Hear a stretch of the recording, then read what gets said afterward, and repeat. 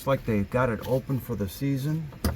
And usually in the winter they cover up all the displays, so you can't really, they're under bags and wrapped, so you can't see them, but it looks like they're uncovered now, hopefully.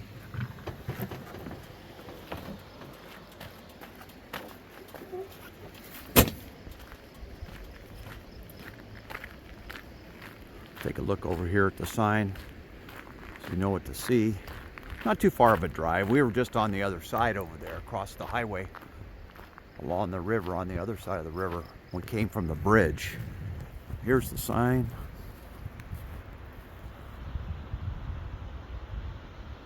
Very nice display in here. It's a little building. We got some outhouses here, and they are old. This thing's been here for a long time. This is a tribute to the logging, the white pine logging they did at the turn of the century. So they have some artifacts and pictures, black and white pictures of them. They used to run trains up and down these mountains, and there's still a few trains back there. They have a little map you can get in Avery. It shows you where some of the trains and the wood flues, where they used to float the logs down, make dams, and then shoot them through these chutes down to the St. Joe, and then float them into St. Mary's to the log mill. So it's free. Little chainsaw up there, big time old. It looks like there's a bird's nest in the top of the motor. I've been there a minute. Here's some of the getting the logs out. You see the size of those logs. Sorry about the reflection. And they got these little like shadow boxes that tell you about the life and the type of cabins and stuff that they had. And the big companies from back east came and took over, built some pretty big mills and cities here. They're all ghost towns, long gone now. This map showing the ownership, 1915, 1988, as the land changed hands and stuff. And the Marble Creek drainage, which is a big creek that drains in here. You can see the rows and rows and rows of shanty shacks and logs. And of course they had a big fire that went through here.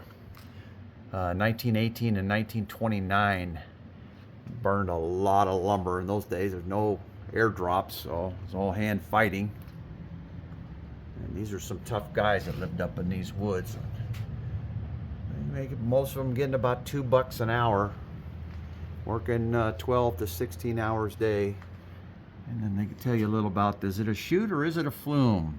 I'll give you some history on it. Well, it's pretty nice. Doesn't cost you anything. Gives you some history about logging, and it must have been before the train, or to get it to the train they're using horses. And it tells you a little write-up of what the typical day of a lumberjack was, and typical logging camps layout. There was dozens and dozens of these camps. All donated by the local society here. A picture of the Marble River with one of those flumes or chutes. They build the dam and then shoot the logs, get up speed, and send them down the river.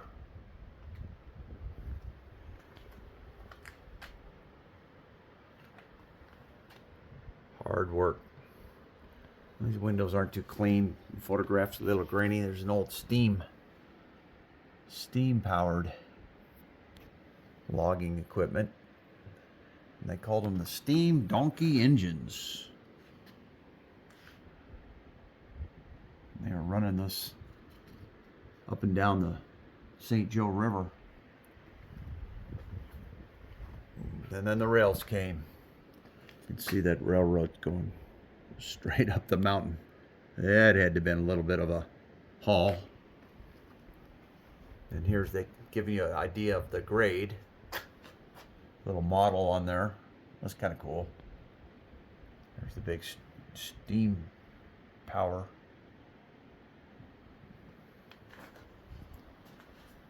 Oh, and here's the Marble Creek, the list of the donors. Thanks for saving history. Volunteers and donors. When they built this place back, I believe this was built in the 60s, I want to say. I think it was turned over to the Forest Service in '92, which was the other day. We did some nice carving out front. Logger.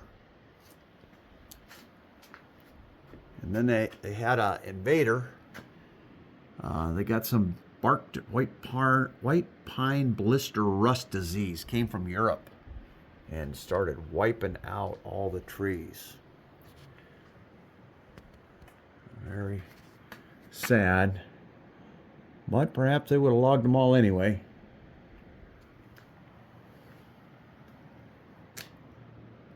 Big tree. I don't think he's using that little axe to cut it down. I hope not. It'll be there a while. And they got the trucks later. Like maybe in the 40s. And then they got a map of the area. And you're here kind of thing, you know, and you can see the layout of different areas. So that's the little museum thing they got here. Here's the carving they did of a guy. This guy was the ones that were on riding the logs with their pointed sticks that get the log jams undone and get them pointing the right way. That had to be a dangerous job, following that river. And here's another carving in the beam with these are carved right into the support beams. A guy with his chainsaw.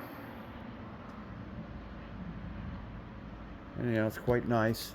Let's go. We'll take a little walk over to the Marble Creek and see where it enters.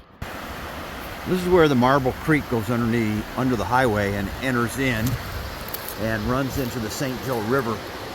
So this was Marble Creek, was where they brought all those logs down. It was off these mountains up there.